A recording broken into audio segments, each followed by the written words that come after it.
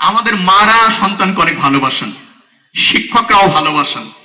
একটু বেশি কি খাওয়াতে চান, একটু ভাত নিয়ে, মানে সরকার কার্বোহাইড্রেট দিতে চান, কিন্তু বয়স অনুপাতে খাবার, skin care, hair care, health care এখানে খুব মনোযোগী না শিক্ষক এবং মায়েরা, বাবারা। আধুনিক যুগে প্রতিযোগিতাপূর্ণ একটা ব্যক্তিত্ব হিসেবে প্রতিষ্ঠিত করতে হলে শিক্ষা,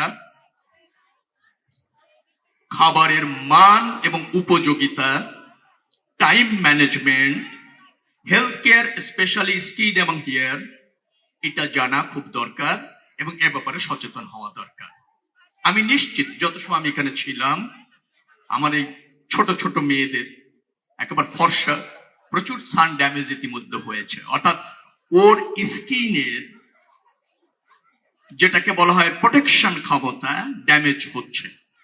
মারা যারা শিশু সন্তান আছেন তাদেরকে অন্য জায়গায় ব্যয় হ্রাস করে একটু ভালো মানের সানস্ক্রিন দিয়ে দেবেন, সকালবেলা সানস্ক্রিন দিয়ে দেবেন।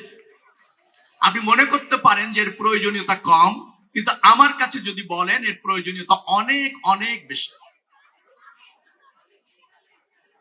একটি ভালো মানের সানস্ক্রিন কিনবেন, বাচ্চাকে পানি দেবেন, হালকা টিফিন এগুলি দেন, কিন্তু একটু মুখে সুন্দর করে লাগিয়ে লাস্ট হচ্ছে একটা কপালে আদর করে দেবেন। এতে যেটা হবে সারাদিন সে এনার্জেটিক হবে। তার মায়ের এই যে আদর, বকা দিবেন না স্কুলে যাওয়ার সময়, এই যে মায়ের যে এই যে চার্জ দেবো মোবাইলের চার্জের মতো, ও প্রফুল্ল থাকবে, ও নিজের কেয়ারটা শিখবে, নিজেকে বিল্ড আপ করা শিখবে, চ্যালেঞ্জ দিতে জানবে এবং এই দেশ এবং রাষ্ট্রের জন্য একটা প্রভাবক শক্তি হিসেবে কাজ করবে। আমরা ভালো রেজাল্ট চাই, সবাই ডাক্তার, ইঞ্জিনিয়ার, ব্যারিস্টার অনেক কিছু করতে চাই সন্তানকে, কিন্তু মনে রাখতে হবে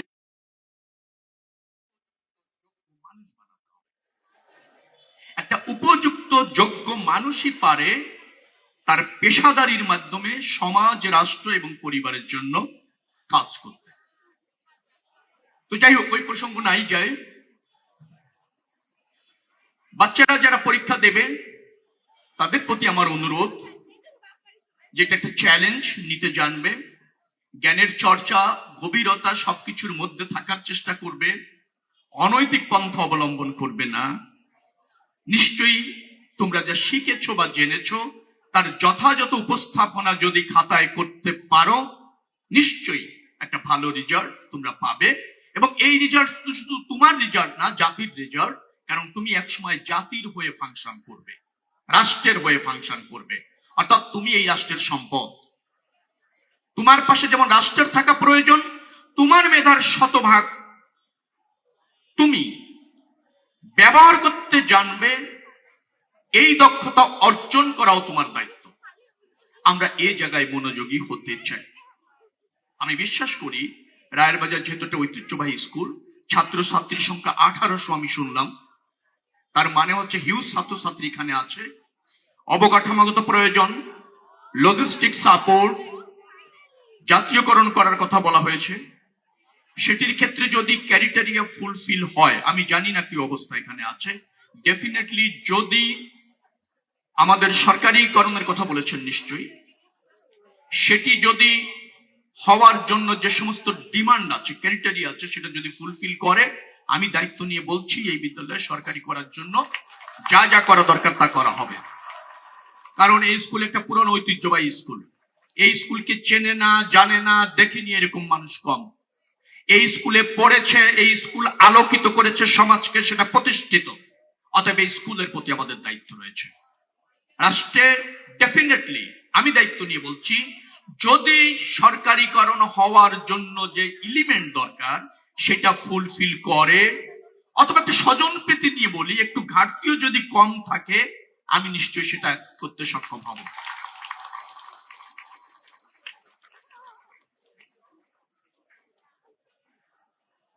তারপরও বলছি, শিক্ষার্থীদের জন্য আমার মূলত বলা, সেটা হচ্ছে যুগটা অ্যাডভান্স হচ্ছে, প্রযুক্তির উপর নির্ভর করে। প্রযুক্তি জানতে হবে, শিখতে হবে, এটা সময়ের দাবি। কিন্তু প্রযুক্তির বাইরেও আমাদেরকে অনেক সামাজিকতা, বিনয়, এটা প্রযুক্তি কিন্তু নষ্ট করছে। পরিমিতি বোধ, সংযম,